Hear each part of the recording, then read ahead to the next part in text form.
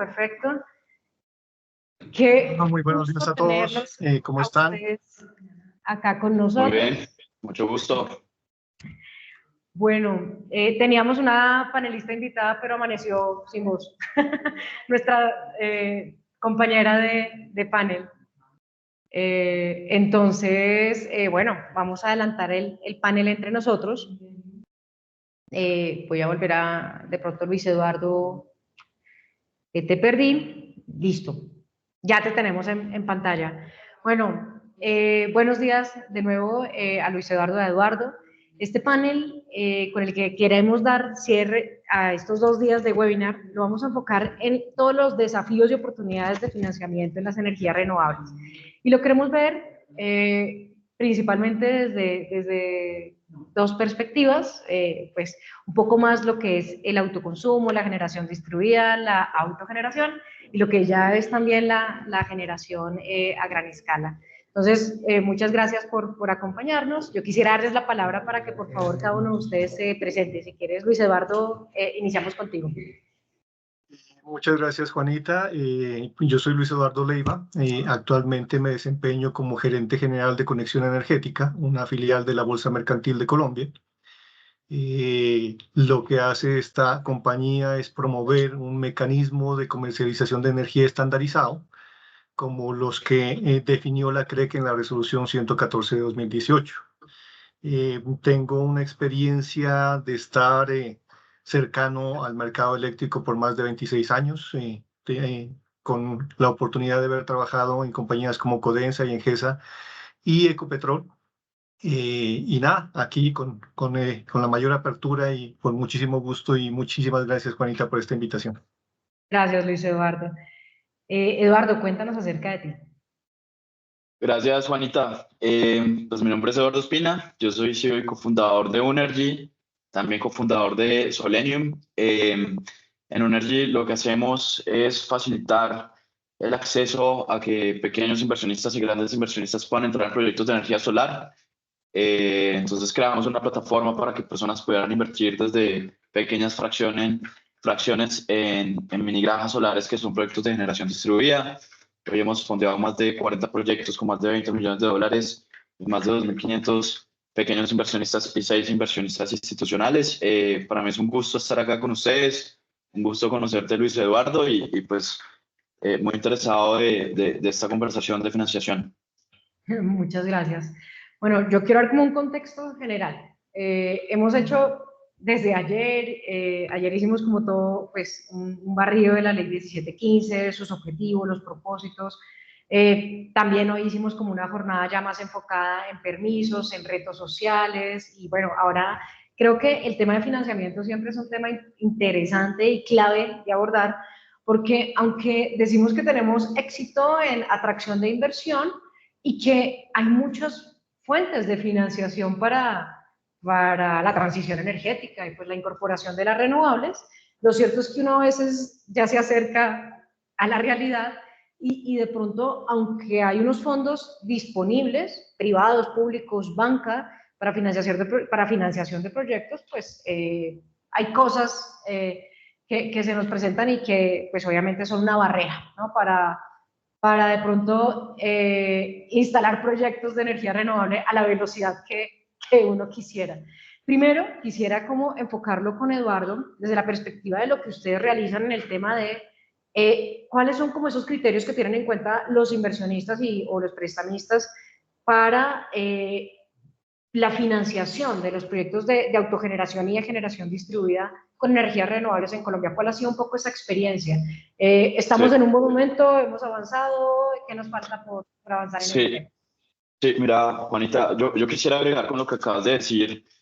Realmente, en mi opinión, el problema más grande que tiene la humanidad, que todos lo conocemos, es cambio climático.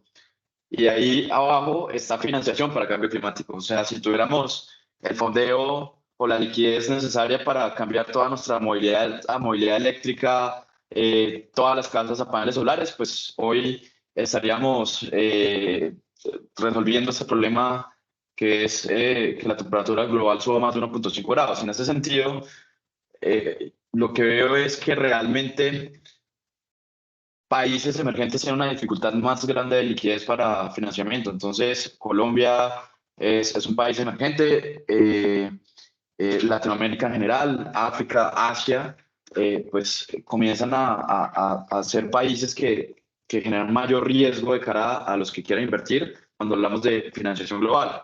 Y digamos que respecto a la pregunta que me haces, pues hoy los factores más importantes desde el punto de vista de un inversionista, y depende si es inversionista local o internacional, si es internacional definitivamente riesgo país es importante, es la razón por la cual hoy no tenemos más capital en Colombia, pero si lo vemos desde el punto de vista local, pues yo lo describiría en dos cosas. Una es TIR, es decir, tasa interna de retorno, y otra es riesgo. O sea, y es un balance entre las dos. Tú puedes tener una muy buena TIR, pero si tienes un muy alto riesgo, no tienes bancabilidad. O sea, no necesariamente por una buena TIR vas a tener una inversión.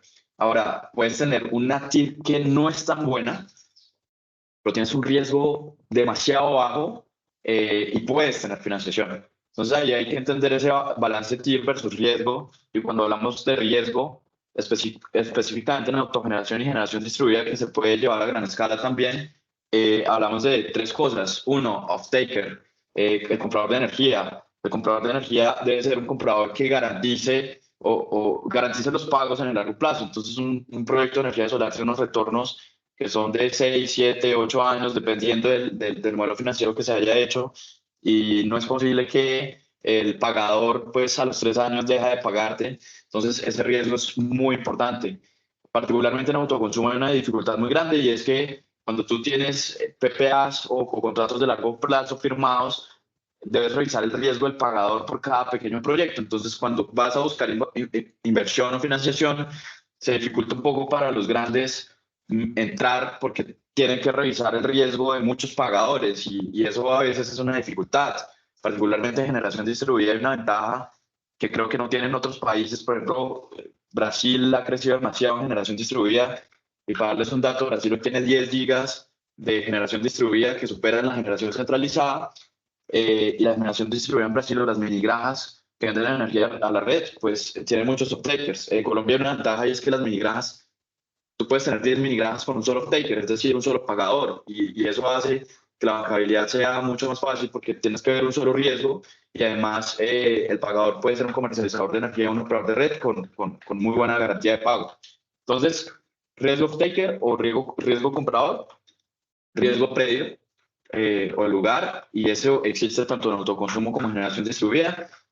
Supongamos en autoconsumo yo le voy a vender energía a alguien que tiene un lugar que está rentado por 5 años, y le voy a vender energía a 15 años, pues ahí hay riesgo del lugar donde voy a poner el proyecto, y por ende probablemente no va a ser bancable si el tiempo de contrato de arrendamiento no coincide con el tiempo de contrato del PPA. Y asimismo, en generación distribuida, cuando tienes una mini granja, pues tienes que revisar que el predio cumpla con títulos, que cumpla con carácter, pues con rondas hídricas, con aprovechamiento forestal, permisos de construcción y todo lo demás. Entonces, ese es el segundo riesgo, que es riesgo predial, y el tercero es constructivo, y es qué tan bueno es el constructor para poderme cumplir con los hitos de pago. Cuando estos tres riesgos realmente están reducidos al máximo, pues obtienes un proyecto bancable, y puedo decir que incluso no necesitas una TIR demasiado alta para cumplir con esto. Entonces, pues al final lo que mira un fondeador tipo banco o inversionista es riesgo versus TIR. Si tienes esos riesgos muy bajos, pues la TIR pues es importante que esté por encima de la macroeconomía, y tú lo mencionabas, como he visto yo recientemente la financiación, pues macroeconómicamente hemos tenido dificultades por las altas tasas de interés.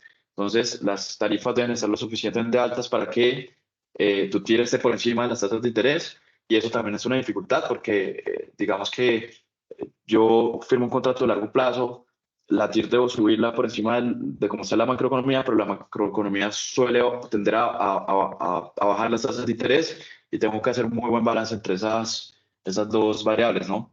Entonces, pues yo creo que definitivamente la macroeconomía ha afectado el cierre financiero de proyectos recientemente, pero siento que también nos hemos vuelto más creativos para poder hacer cierres y pues definitivamente Colombia va a tener muchos proyectos más en los próximos años. Gracias, Eduardo.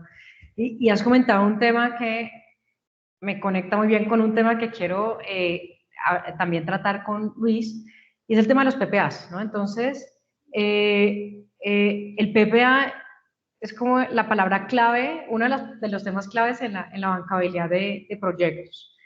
Y claro, en el tema del PPA te hacen como un análisis 360 para ver si a pesar de que tienes la venta de la energía, y vámonos al mundo de los grandes proyectos, de las grandes granjas o plantas de generación de energía, porque a pesar a veces de tener un PPA, puede que el proyecto, o sea, es decir, que tenga su energía vendida en el largo plazo, a veces el proyecto no logra un cierre financiero. Entonces, me gustaría, Luis, conocer tu perspectiva acerca de estos contratos de venta de energía a largo plazo aplicado pues a los grandes proyectos de generación de energía renovable en Colombia y cómo pues a través de los PPAs se apalanca sí o no un proyecto de energía renovable.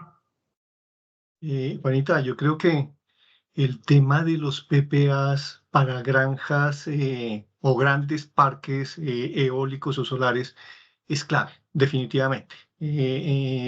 Un proyecto que no tenga PPA difícilmente va a ser bancarizable, a menos pues que el inversionista o el desarrollador tenga el pulmón financiero para hacerlo él mismo, que eso pasa, por ejemplo, con los incumbentes. Un generador existente que tenga un portafolio robusto que combine generación hidro con térmica, pues no le cuesta mayor cosa incluir esta nueva energía en el portafolio existente y venderlo dentro del portafolio sin mayor inconveniente, sin tener que recurrir a una bancarización. Pero eso no es la generalidad y eso no es lo que está pasando hoy en día con los nuevos desarrollos y lo vemos todos los días. Y es fácil de notarlo, por ejemplo, con el número de agentes o de compañías que se han agremiado en Colombia. Estamos hablando de más de 200 empresas.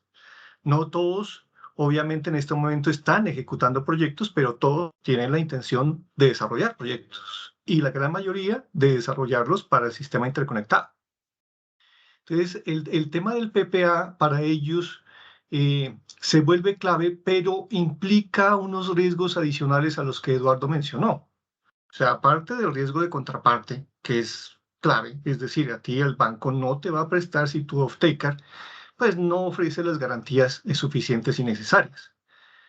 Dos, cuando uno habla de grandes capacidades, cuando empezamos a hablar de granjas de 100, 200, 300 o más megavatios, hay que involucrar en el tema de los PPAs al mercado regulado. El mercado no regulado, la demanda no regulada, no tiene capacidad para absorber esas plantas. Y la razón es muy sencilla.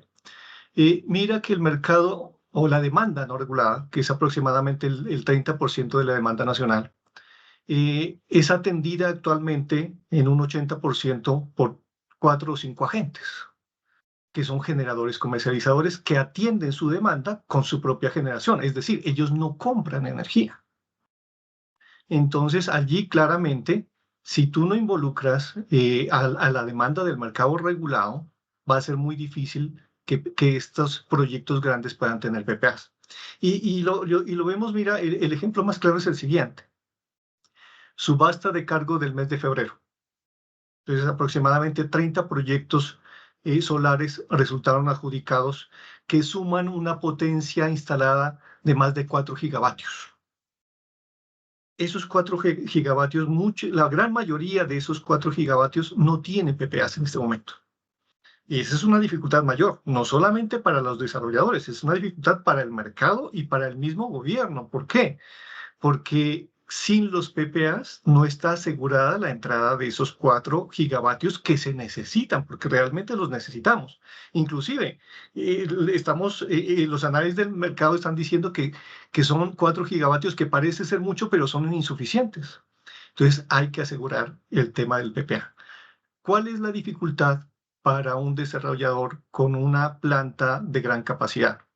Primero, lo que acabamos de mencionar. Es difícil encontrar ese off-taker para toda esa capacidad. Y el mercado no regulado no lo es. Y el mercado regulado le da una opción. Esa opción es participar en las convocatorias que abren los agentes comercializadores del mercado regulado a través de CICEP. Pero allí se presentan muchas dificultades para el desarrollador, porque tiene que alinear una cantidad de constelaciones. Entonces, primero, tiene que estar pendiente que efectivamente los comercializadores de ese mercado abran convocatorias para renovables no convencionales y específicamente, por ejemplo, en el caso de la subasta del cargo, para solares. Es decir, entre las 7 de la mañana y las 17 horas. Dos, que en esas convocatorias la fecha de inicio de entrega de la energía coincida con la fecha de puesta en operación de la planta. Tres, que la vigencia de esos contratos sea al menos la suficiente como para que el desarrollador pueda bancarizar el proyecto. Es decir, 10, 15 años o más. Además, que el comprador, o sea, el comercializador que abrió la convocatoria, le ofrezca las garantías suficientes para que el banco acepte a ese off-taker. Y no olvidemos que hoy en día la gran mayoría de la energía que se transa o que se vende a través de CICEP, en convocatorias hechas a través de CICEP, tiene como garantía de pago un pagar en blanco, que el pagar en blanco es un mecanismo de cobro, no es una garantía de pago. Es decir, te sirve cuando ya te incumplieron. Entonces, ese no es una garantía aceptable para un PPA. Y el último punto clave es que si te adjudican allí, te van a adjudicar una fracción de lo que tú necesitas vender. Entonces tienes que esperar a que alguien más abra una nueva convocatoria en CICEP para que te adjudique el otro pedazo y así esperar hasta que llegue un momento en donde completes el 100%. Entonces es muy complejo. Hay que involucrar la demanda regulada en los procesos, en los PPAs, pero no vía CICEP. Tiene que ser un mecanismo diferente que asegure la entrada de todos estos proyectos de forma masiva. Ese es un punto. Ahora, el otro aspecto. El PPA se ha logrado desarrollar en otros países gracias a que se han incorporado mecanismos estandarizados de contratación, primero, y que se ha involucrado el tema, como aspecto clave, el tema de las garantías. Las garantías tienen que ser lo suficientemente fuertes como para que eliminen el incentivo a incumplir de cualquiera de las dos partes, pero lo suficientemente asequibles para que no, para que puedan los agentes efectivamente participar. Ese punto medio es clave de los PPAs. Y yo creo que apartándonos un poquito del tema de los PPAs, o sea, y yéndonos más allá de estas dificultades que hay actualmente en el mercado y que algunos las han superado porque hay casos efectivamente en donde agentes desarrolladores han logrado firmar el PPA con un off-taker del mercado mayorista, que a su vez pues, lo utilizará o para atender su demanda o para participar en procesos y digamos, asumir el riesgo de fraccionar ese contrato y venderlo a diferentes agentes, obviamente con el margen que eso corresponda, que como lo decía Eduardo, pues el tema de la rentabilidad es inversamente proporcional al riesgo. Entonces allí se están dando precios que ya no son de mercado y que no, y al usuario final no se le está trasladando el beneficio de esa tecnología, del costo de esa tecnología. Entonces es clave también trabajar sobre ese punto. Pero yo creo que para las tecnologías de mayor, o mejor dicho, para los parques de mayor tamaño, de mayor dimensión, es clave también el tema del ingreso del cargo por confiabilidad. Es decir, la combinación de ingreso por venta de energía en contratos más el ingreso por el cargo por confiabilidad es lo que permite que muchos proyectos se vuelvan viables. No olvidemos una cosa, estas plantas grandes que van al despacho central, con la regulación actual, son responsables de ser, es decir, por cada kilovatio hora que inyecten a la red que genere, ellos deben pagar CERE, que hoy está del orden de los 73 pesos por kilovatio hora. que lo tienen que recuperar vía o precio de venta en contratos o vía ingreso de cargo por confiabilidad. Entonces se vuelve clave tener también ese ingreso de cargo. Gracias, Luis. Yo quiero ahorita volver contigo con el tema del cargo porque yo creo que hay unas reflexiones bien interesantes a realizar. Quería, digamos, hay un punto donde de pronto, desde la perspectiva de Eduardo, yéndonos al tema de generación distribuida y PPAs, pues quiero ir un poco en ese tema de cuál ha sido la experiencia puntual pues para estos proyectos que según nuestra legislación hoy en día no superan 1 mega. Y quiero hacer como primero un abrebocas. El PPA, pues al final es la venta de la energía de los proyectos. Uno dice, los proyectos, más temprano hablábamos del tema de conexión. Si yo no tengo un proyecto conectado, pues al final no puedo entregar la energía a la red. Ahora, el objetivo de conectar mi proyecto a la red es vender una energía y atender usuarios. Pero uno percibe que después de 10 años, como que todavía hay como rechazo, o sea, como que todavía no hay un dinamismo. El dinamismo que, por ejemplo, si yo estoy vendiendo hidro, como es uno en este mercado, se levanta el teléfono, se concreta una venta y se hace un contrato, se registra, bueno, todo muy sencillo, pero ese dinamismo percibo yo que no lo hemos podido llevar a las renovables aún después de 10 años y que sea fácil ese cierre. Y por eso es que también a nivel de política gubernamental, pues se han creado las subastas, el mecanismo de contratación de largo plazo, bueno, todos estos esquemas, el CICEP, que nos lo mencionaba Luis Eduardo, como para poder generar mecanismos donde los proyectos renovables puedan vender su energía, etcétera. Pero uno ve que todavía no hay como, no sé si es un tema de confianza o, bueno, una facilidad en ese tema. Quería preguntarlo en el marco ahora sí, Eduardo, de la generación distribuida, porque al final el generador distribuido es una planta que también se conecta al sistema, que vende su energía a través de contratos bilaterales. ¿Cuál ha sido tu experiencia en el cierre de ese PPA? Sí, sí, mira, yo creo que es muy buena pregunta porque cuando arrancamos con mini granjas que son generadores distribuidos menores a Omega, ¿cierto? Y para dar una claridad, Unergy puso en operación la primera mini granja de Colombia que fue el Uruguay, ¿cierto? Entonces, eso era totalmente nuevo, ¿no? Entonces, lo que yo escuchaba cuando arrancamos esto es nadie te va a firmar PPA, esto es una energía no considerable, había muchos comentarios al respecto, realmente es difícil hacer cierre financiero también porque era 2021, las tarifas todavía no se habían vuelto tan locas como lo vimos hace poco.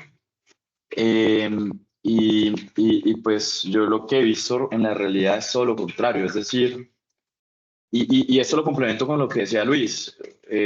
Luis tiene toda la razón en que cuando tú tienes un gran proyecto, un proyecto de 100 megas te puede llevar por la capacidad total del mercado no regulado de un operador de red de buen tamaño, o se puede llevar la mitad, ¿cierto? Entonces es un riesgo muy grande para el operador de red que atiende o el comercializador que atiende el mercado no regulado, estar expuesto a una planta tan grande en su mayoría de energía, o sea, cualquier cosa puede pasar, ¿cierto? Entonces, lo que nosotros hemos visto en estos pequeños generadores es precisamente esa fraccionalización del riesgo. Entonces, hay comercializadores que ya están muy expuestos al solar, o sea, ya han contratado de una manera importante solar y ven las mini granjas como manera de ir agregando con un poco de tranquilidad energía, pero no agregar de cada 20, 100 megavatios, sino ir agregando a uno.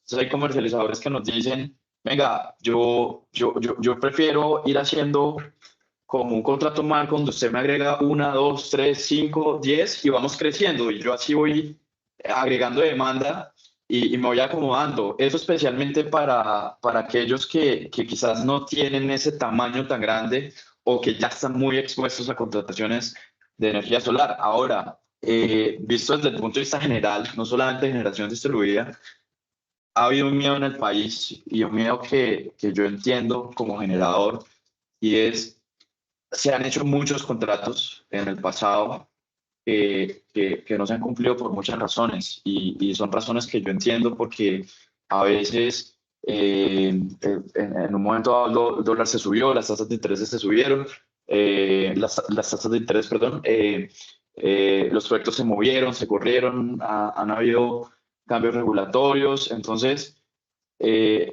digamos que los comercializadores se cuidan un poquito más en los cierres y asimismo agregan más riesgo también al generador. Y es así sea un mercado no regulado, pues tú puedes ahí firmar un bilateral con pague lo generado, pero el comercializador ya no le cree tanto el pague lo generado, precisamente porque han habido incumplimientos en el pasado. Entonces, eh, ¿qué ventaja hay en las minigranjas o qué hemos visto? Con la minigranja, digamos, su desarrollo es más rápido, reduce el riesgo greenfield, no tiene tantos permisos, no pasa por ANLA, no pasa por UME, entonces no tiene tanta aleatoriedad en su proceso y por ende tiene una seguridad más alta de que yo entre a poner energía. Entonces, digamos que ha sido un tema de generación de confianza en el mercado, donde, bueno, yo me comprometí con un comercializador operador de red a poner energía, pues venga y se la pongo y le demuestro que le estoy cumpliendo.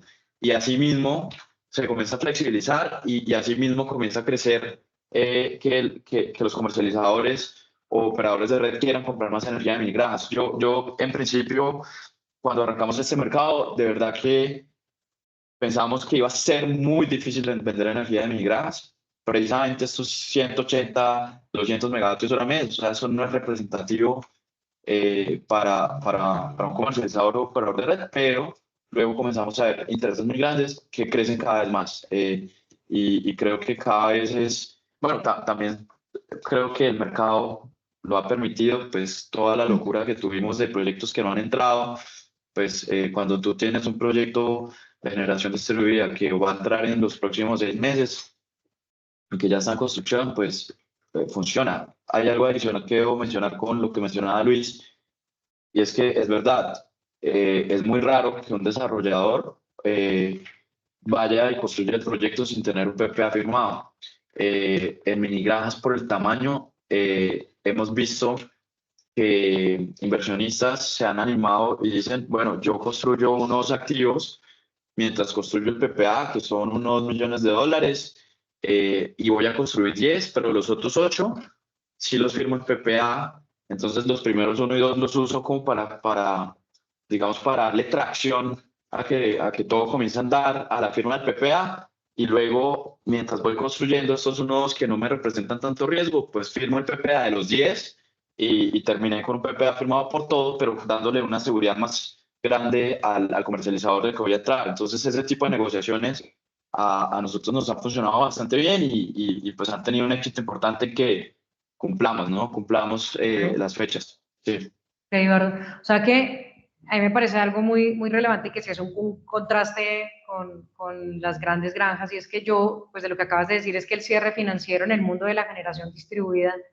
se está logrando incluso sin PPA, ¿cierto? O sea, como que hay un mayor nivel de riesgo o hay una mayor certeza de que una vez el proyecto esté operando, pues se va a lograr la venta de la energía. Sí, digamos que tú siempre vas a hacer PPA, pero tú en una planta de 100 megas para poner algo de energía tienes que invertir 100 megas, ¿no? Si tienes un portafolio de pequeños generadores distribuidos, cada uno un mega nominal, de 10, pues tú dices, me mando con uno, ¿cierto? Y digamos que hay por CREC 174 la monetización de bolsa más pérdidas, entonces ya no es bolsa, sino bolsa más pérdidas, donde el riesgo es menor que una planta muy grande. Entonces, digamos que estratégicamente el inversionista puede decir, no, me voy con uno, mientras lo voy construyendo, le demuestro a mi off-taker o mi comprador de energía que yo estoy construyendo y que ya hay equity puesto. Y una vez firmado el PP a los 10, pues ya me mandé con el resto. Entonces, es como una estrategia de esa capacidad de fraccionamiento que tienen las minigranjas, ¿cierto?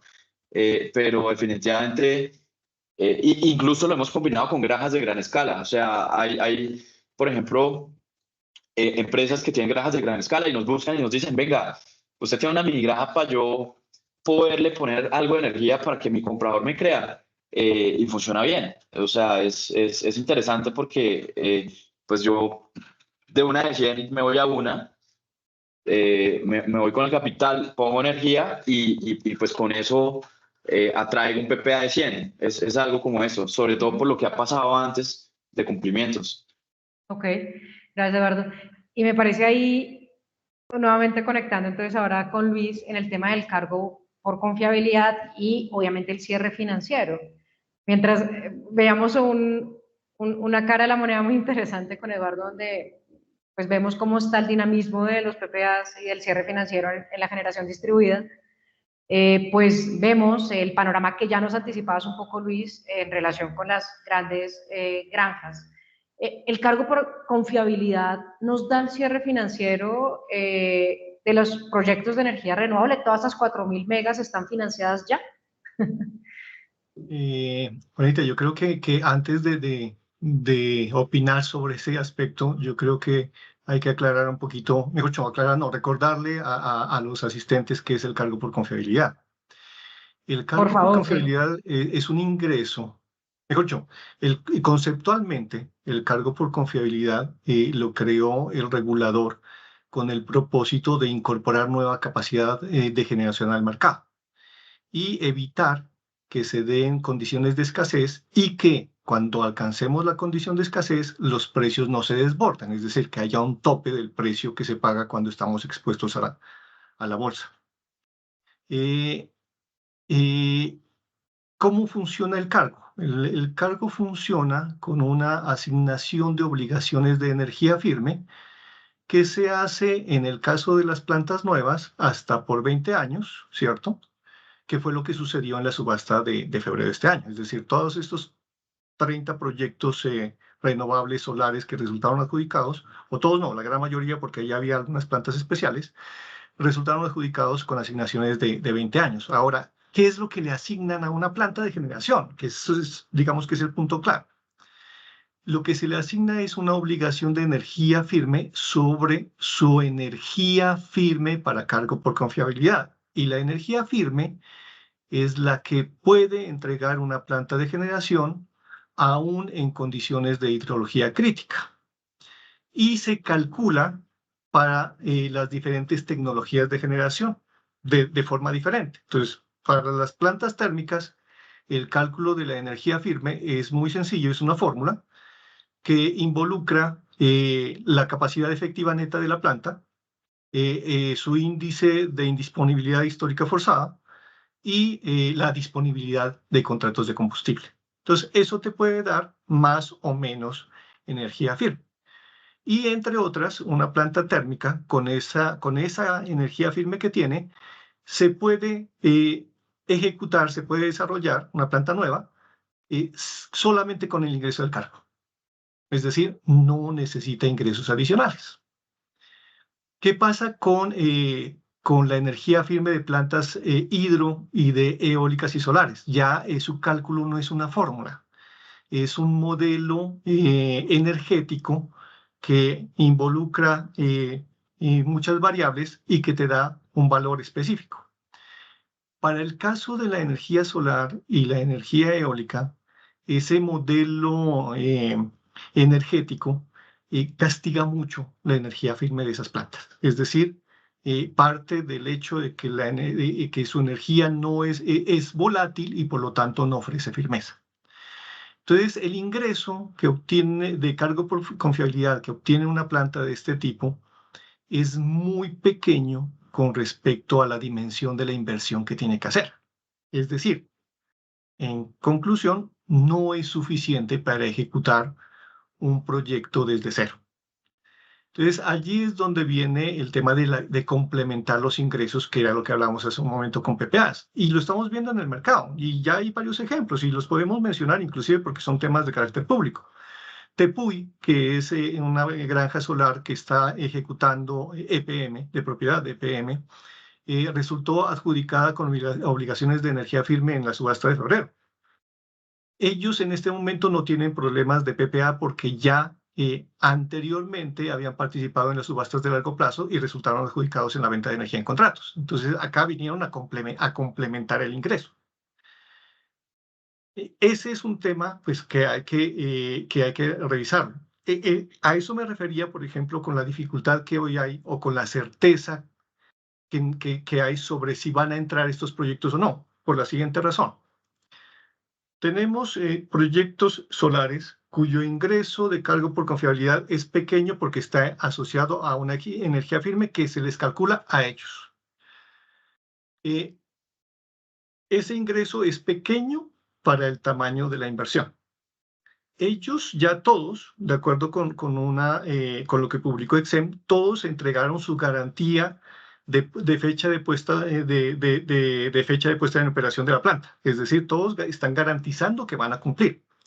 Pero esa garantía está asociada al tamaño de la asignación de obligaciones. Es decir, es una garantía que también es pequeña con respecto al monto de la inversión.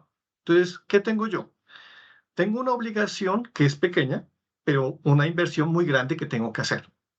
Entrego unas garantías para cumplir con esa obligación que son pequeñas con respecto a la obligación. Es decir, cualquier agente que esté desarrollando un proyecto de esta dimensión, que tiene obligaciones de energía firme, que entregó garantía de fecha de puesta en operación, en caso de que no logre el cierre financiero, puede perfectamente optar por que le ejecuten la garantía y el proyecto no entra. Entonces, ese es un riesgo que hay que resolver. Y la forma de resolverlo es permitiéndole a esos agentes que cuenten con PPAs. Allí viene, Juanita, lo que mencionaste. Es posible que lo que se necesite en este momento es pensar en una subasta de largo plazo, como las que organizó el Ministerio de Minas y Energía en octubre de 2019 y en octubre de 2021, que permita que estos proyectos puedan tener contratos y que puedan ejecutarse. Eso me parece que es clave porque, nuevamente, ingreso de cargo por confiabilidad para plantas solares o eólicas es absolutamente insuficiente para que el proyecto se pueda ejecutar. De acuerdo. Y gracias por darnos una explicación tan clara del esquema del cargo por confiabilidad. Creo que es un aporte muy importante en este panel, porque efectivamente todavía, y aunque el cargo es un esquema creado desde el 2007 en Colombia, y yo creo que ese ingrediente que tú mencionas de por qué se crea, ¿no?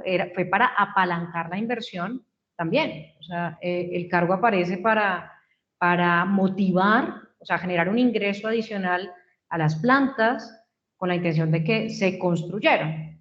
Y a pesar de que pues ya ha pasado tanto tiempo, cuando entran los proyectos renovables o aparecen los inversionistas renovables, pareciera que hay a veces una percepción de que con asignación de obligaciones de energía en firme para una planta renovable, como que se logra esa financiación, y bueno, yo creo que es claro que no, que es un tema que debemos complementar.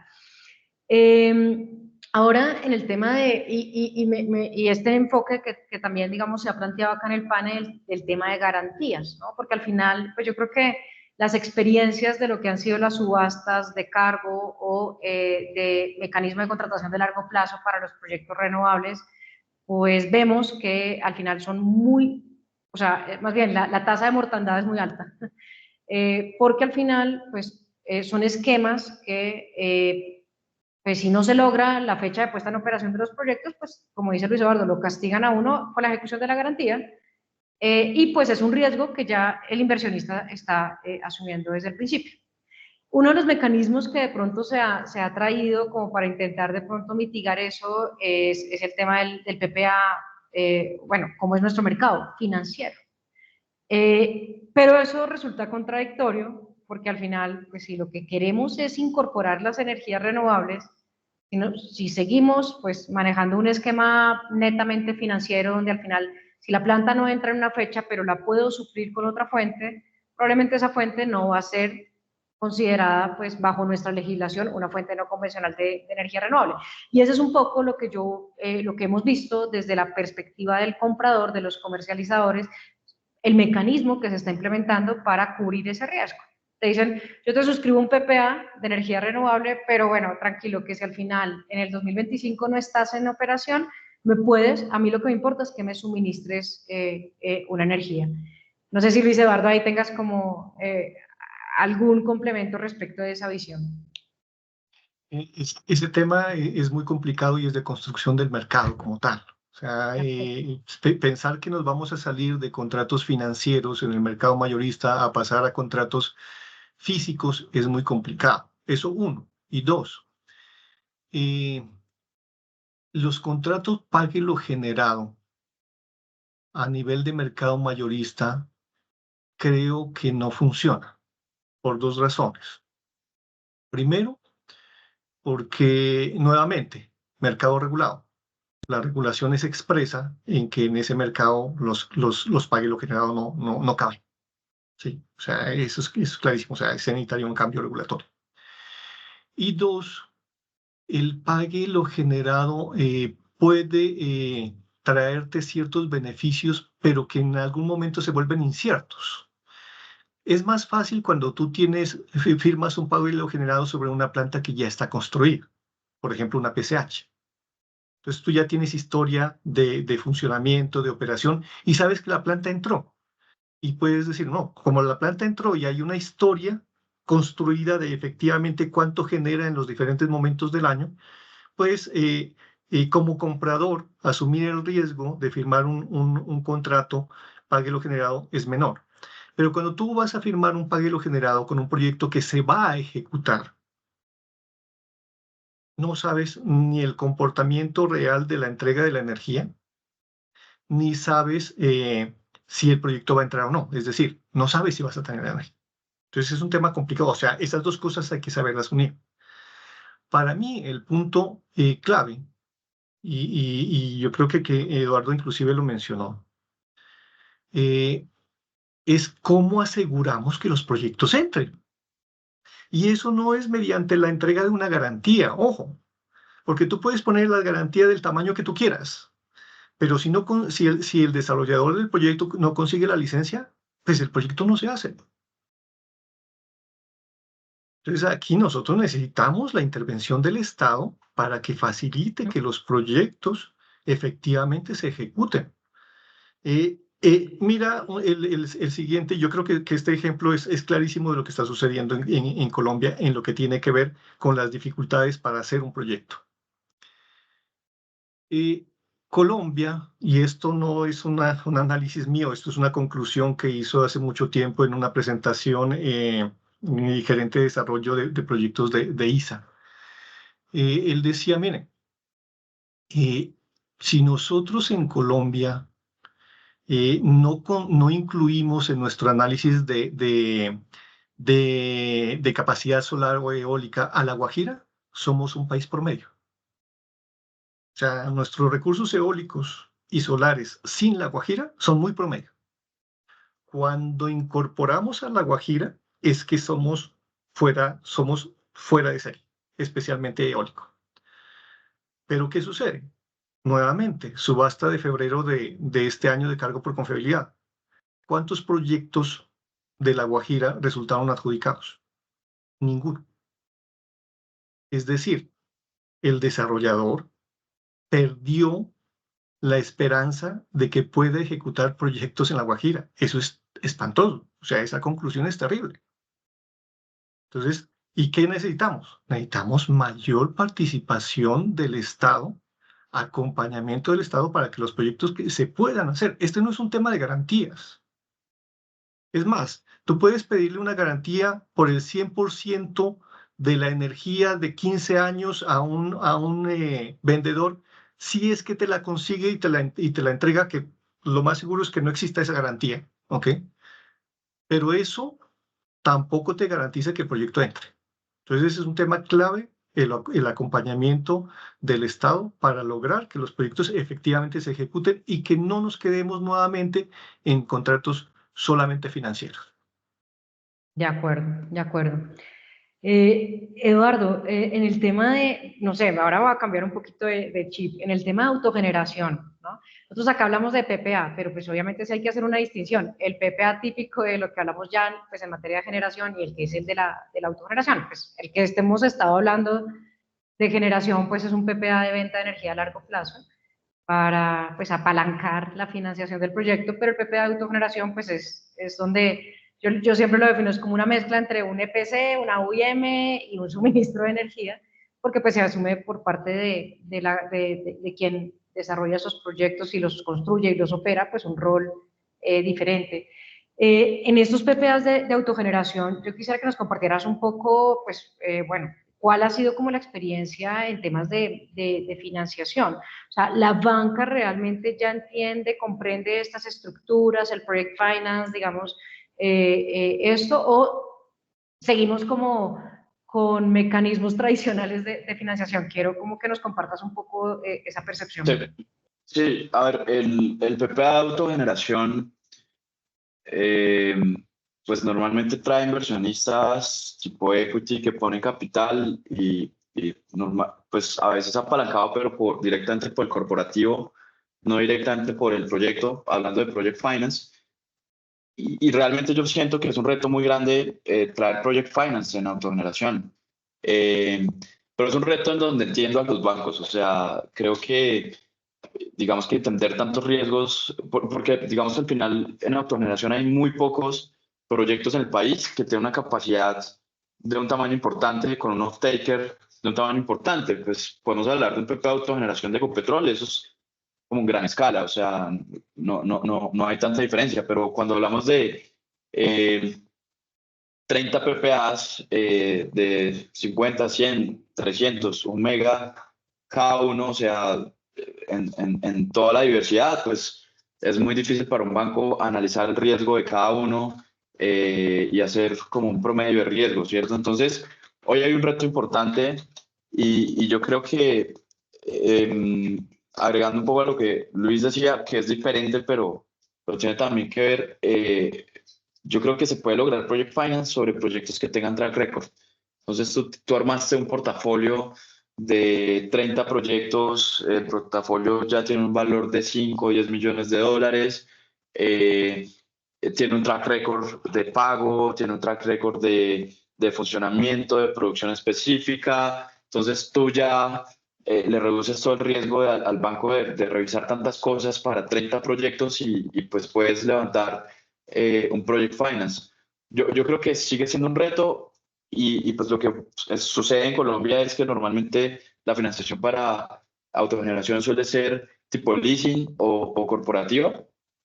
Bueno, leasing es corporativa, pues suele ser a riesgo corporativo, no a riesgo de proyecto. Entonces, digamos que si yo soy alguien que quiero invertir para ponerle un PPA a otro usuario, pues yo lo que hago es levantar una deuda o poner equity directo a riesgo mío para poder tener los ingresos del usuario.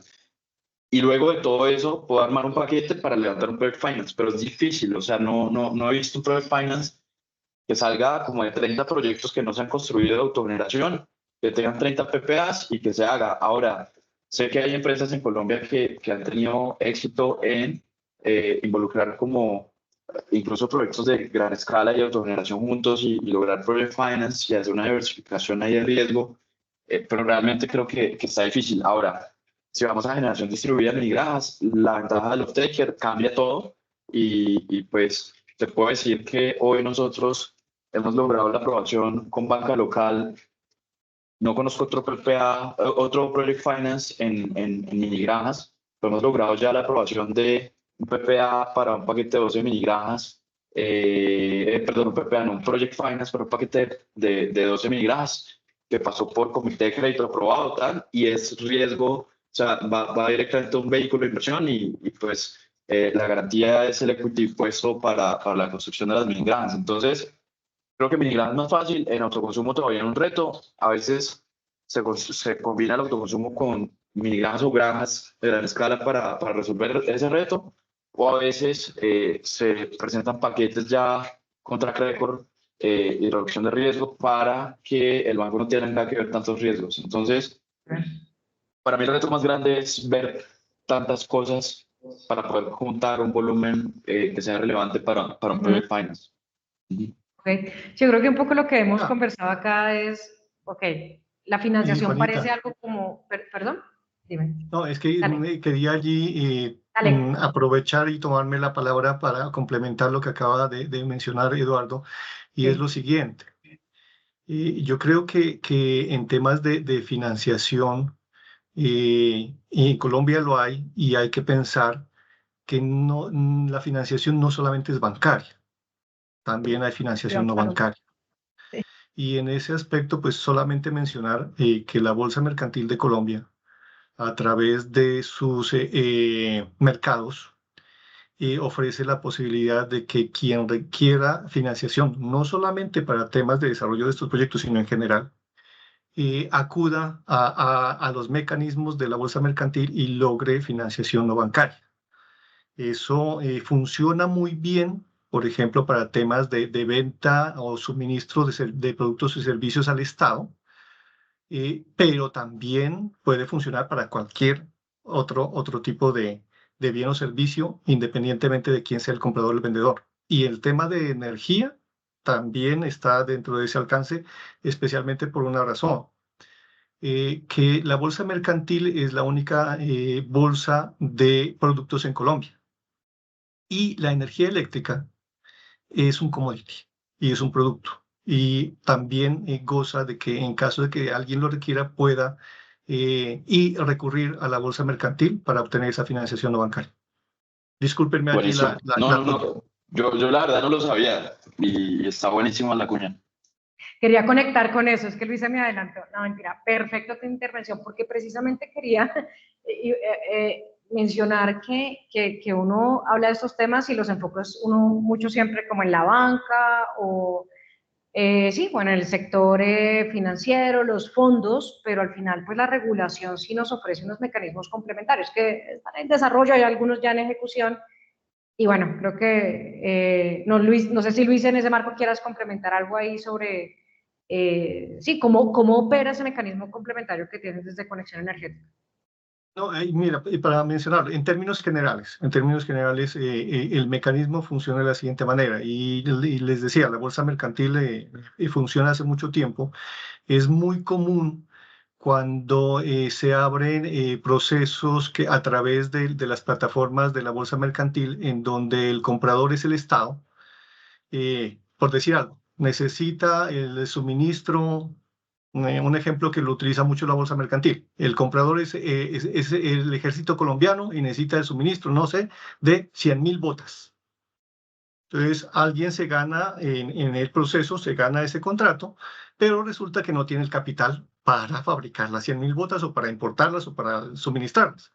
Entonces, él recurre a estos mecanismos en donde alguien le presta el dinero no bancario y acuerdan entre ellos las garantías, y lo que sucede es que el pago por el suministro de esas botas al ejército no se hace directamente al proveedor, sino que se hace a la bolsa mercantil.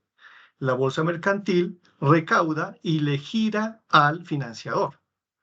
Eso tiene un beneficio adicional, y es que la bolsa mercantil se aplica un principio que se llama principio de finalidad, y es decir, que los recursos que pasan a través de la bolsa mercantil están protegidos contra embargos, contra toma de posesión de compañías, contra órdenes judiciales para que los recursos se destinen a otra cosa. O sea, inclusive ante una liquidación de la empresa, esos recursos eh, en el orden o en la prelación de pagos, primero tienen que pagarle a la bolsa mercantil, inclusive antes que a la DIAN. Entonces, desde el punto de vista de seguridad del recurso, es espectacular. Entonces, es una combinación de encontrar financiadores no bancarios con una seguridad de pago. Entonces, yo creo que es la combinación que hoy puede ser una opción para muchas compañías que están teniendo dificultades para acceder con sus proyectos a financiación tradicional. De acuerdo. Bueno, ya nos toca ir como dando cierre a nuestro panel. Yo creo que hemos hecho como reflexiones acerca pues de la bancabilidad, del cierre financiero de los proyectos de autogeneración, generación distribuida, generación a gran escala. Obviamente se ha hecho la referencia necesaria a que al final pues necesitamos un apoyo institucional, incorporar de pronto cambios regulatorios en la medida de lo posible. para generar como dinamismo en ese tema y al final pues lograr que los proyectos entren en operación, que es un poco como la constante que hemos tenido acá en nuestro panel, y es que pues hay diferentes alternativas o mecanismos para vender la energía, pero a pesar de eso, pues los proyectos, muchos de ellos llegan al fracaso y no logran su operación comercial. No sé, les doy la palabra como quizás si quieren hacer como algunas conclusiones, algunas reflexiones finales. Eduardo, si quieres, te doy la palabra. Sí, sí, sí, yo creo que hay cosas definitivamente que han venido mejorando. Yo sé que tenías una pregunta por ahí que era cómo veía la banca local. Creo que la banca local está tomando un papel fundamental en esto y sobre todo luego de todos los problemas macroeconómicos que han habido en el mundo, creo que la banca local está comenzando a tener un papel muy protagónico en el fondeo de los proyectos en Colombia y lo veo cada vez más. Entonces, reconocer eso y digamos que algunos temas que yo personalmente mejoraría pues para que los proyectos quizás se puedan dar más rápido, ¿no?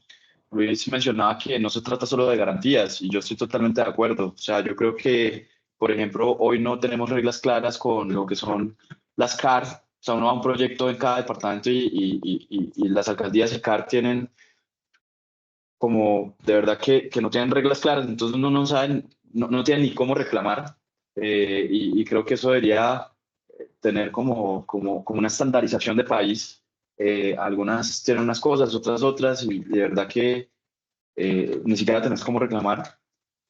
Creo que podría ayudar mucho el financiamiento y otros países lo han implementado. De pronto el Estado ha puesto unas garantías de topes mínimos de monetización sobre los proyectos que son muy mínimas, pero eso da mucha confianza a los inversionistas internacionales. Creo que el reto hoy es que jugadores internacionales puedan entrar más al país para que puedan haber más competitividad entre jugadores locales e internacionales y de pronto unas garantías mínimas de cumplimiento de acuerdos de energía podría ayudar bastante y ha ayudado a muchos países y al final lo que ha generado es más competitividad y eso ayuda muchísimo a que incluso los precios de energía se estabilicen en el tiempo porque pues competencia genera, es bueno para todos, ¿no? Y finalmente, pues creo que un mensaje de estabilidad jurídica, o sea, yo creo que los mensajes que se dan siempre deben darse con el objetivo de que den estabilidad jurídica porque pues eso hace que riesgo país y riesgo proyectos se vea mejor y por ende cualquier financiador pues pueda entrar en los proyectos con un menor riesgo. Entonces creería que mis conclusiones es como que eso quizás es lo que yo cambiaría para que las cosas mejoren. Claro, y de acuerdo. Y mira, yo creo que hay un tema ahí también, digamos que complementaría, y es también desde la regulación cómo simplificamos y, bueno, damos apertura a nuevos modelos de negocio. Por ejemplo, en el tema de generación distribuida o incluso en el tema de autogeneración, será muy interesante el día que podamos tener, por ejemplo, los PPAs virtuales, ¿no? Y digamos que podemos manejar como unas estructuras tarifarias. Me faltó esa es increíble, los PPA remotos. Los Yo PPAs, creo que exacto. sí. Y que una industria diga, yo estoy en Bogotá, pero construí mi granja en Santander y bueno, desde allá viene mi energía eléctrica. Estoy produciendo. Entonces, Pero creo que ¿sabes qué? requiere, No estamos lejos. Yo siento que no estamos lejos de eso. Pero bueno, vamos a ver. y bueno, y esos mecanismos, gracias Eduardo, y esos mecanismos pues nos van a permitir pues dinamizar y apalancar estos temas. Luis, ¿quieres compartirnos algunas conclusiones y apreciaciones finales? Sí, yo creo que todos los esfuerzos del mercado, del regulador, del Estado, deben estar encaminados a incorporar nueva capacidad de generación. Para mí, el gran problema, o uno de los aspectos que generaron, por ejemplo, el problema de comercializadores del mercado regulado expuestos a bolsa, es porque no tenemos la suficiente oferta.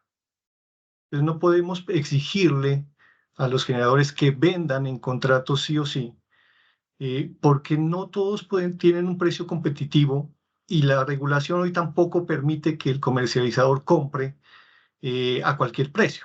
Tiene un parangón que es el MC, tiene un alfa que tiene que cumplir y por lo tanto a un comercializador le resulta desde el punto de vista de su PIG mejor estar expuesto a bolsa que comprar en contratos. Entonces hay cambios regulatorios que tienen que hacerse. los mecanismos de comercialización de energía se tienen que aprobar, todos los que sean necesarios, todos los que permitan que los proyectos se puedan ejecutar. Necesitamos los PPAs, necesitamos involucrar la demanda regulada y no regulada para que se ejecuten. Necesitamos ajustar la regulación, por ejemplo, con los intradiarios, que no lo mencionamos, pero es un tema que está hace 3 años en remojo y que no ha avanzado. Y es clave porque hoy en día el esquema de despacho de energía, el cumplimiento de las desviaciones está asociado a generación tradicional térmica e hidro. Es decir, hoy los proyectos de generación solar que decidieron salir de pruebas y entrar ya y declararse en operación comercial, están asumiendo el costo de esas desviaciones. Entonces, pues necesitamos toda una conjunción de elementos que nos ayude a que los proyectos efectivamente entren. Colombia necesita nueva capacidad de generación. Hace unos días, y pues inclusive yo creo que todavía no hemos terminado de salir de la crisis de los embalses. Y nosotros estuvimos a medio punto porcentual de los embalses de que haya que entrar seguramente a un racionamiento. Y todos nos preguntamos qué habría pasado si los proyectos renovables, especialmente los eólicos de la Guajira, hubiesen entrado. Pues la realidad no la sabemos, pero muy seguramente habríamos estado en mejor condición que la condición por la que pasamos. Entonces yo creo que para mí la gran conclusión es necesitamos el esfuerzo de mercado, necesitamos el esfuerzo de los agentes, necesitamos el esfuerzo del regulador y del gobierno para que efectivamente los proyectos entren. De acuerdo. De acuerdo. Yo creo que esto que hemos planteado durante este panel ha sido el cierre perfecto de esta jornada de 2 días.